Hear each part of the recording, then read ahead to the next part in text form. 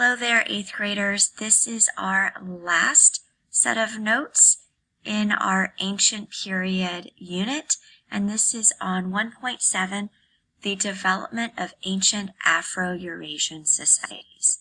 So we've already looked at how these city-states developed, and then we looked at the rise of these social elites, and then the role of religion in these societies. And now we're going to really be focusing on different types of hierarchies. So, in this unit, or in this lesson, it'll be about the establishment of specialized labor, so different jobs, the emergence of hierarchical social status, so some people in society are more important than others, some people are less important than others, and then also the development of gender roles. So our learning goal is to trace the changes in social and gender hierarchies in Afro-Eurasian societies from the Paleolithic period to the Classical period. And so the essential questions are: to what extent did the expansion of agriculture lead to social changes? How did the goals of human society shift under these agricultural practices? How did the establishment of specialized labor affect the development of societies? And why did the use of plow-based agriculture and large-scale militaries contribute to the emergence of patriarchy and gender roles?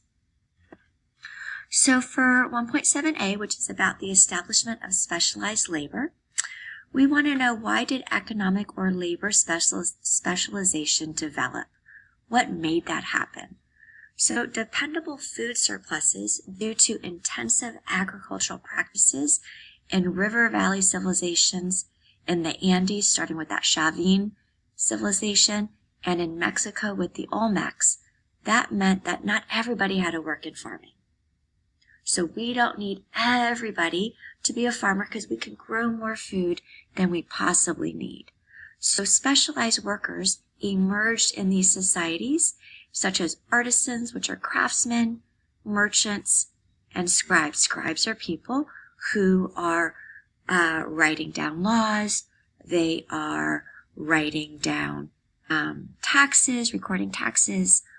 And also, these political and these religious elites emerge that are definitely not part of the growing of food. So up here at the top, you have a pyramid, a social pyramid from Egypt. So the pharaoh, which is the political and religious elite, is at the top. And at the bottom, you have the slaves and the peasants who are doing the labor. Above that, you have the craftsmen, people who are making things like this pot. Pottery is a big issue. We need a vessel to carry and transport these food products because we're going to trade them. You have merchants that are in the business of selling products. And then you've got those scribes and then those soldiers. And then here, you've seen this before. This is the piece mosaic showing the different hierarchies in Mesopotamia, with the farmers, the agriculture workers, on the bottom.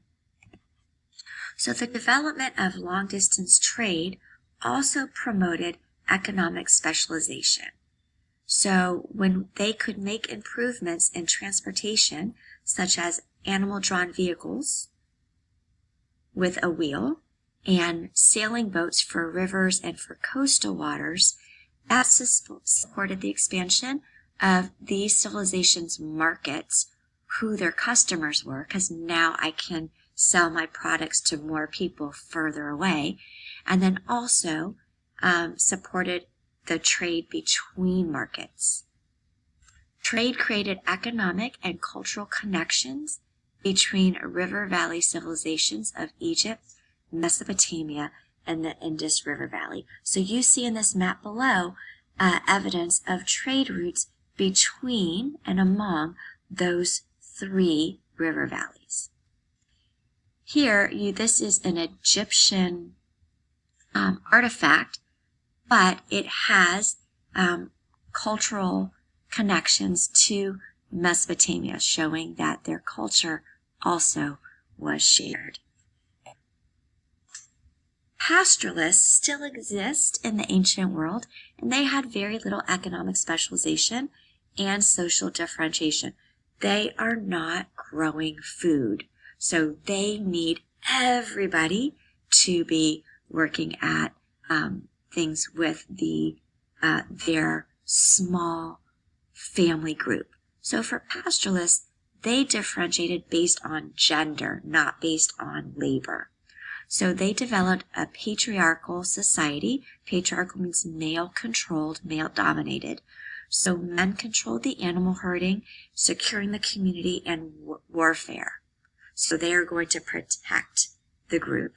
And women were responsible for jobs such as food processing, so for instance, milking the herd, things like that, and also setting up and moving the camp. So setting their tents up, getting that organized, getting the fire organized for food, and then they also took care of raising the children. An unequal distribution of wealth due to the rise of forced forms of labor created a class of social, religious, and political elites who got tribute in exchange for protection, both religious protection and military protection, and then also got tribute for access to land. So most people in river valley civilizations were either slaves or agricultural laborers, as you see on this social pyramid from Egypt down below. Egypt and Indus River Valley were both tributary states, meaning that they required tribute not just from the people that lived in their society, but also from the people that they conquered. And that tribute was based on religious authority and religious intervention. So you're going to give me tribute, and then I will talk to the gods and have them intervene on your behalf.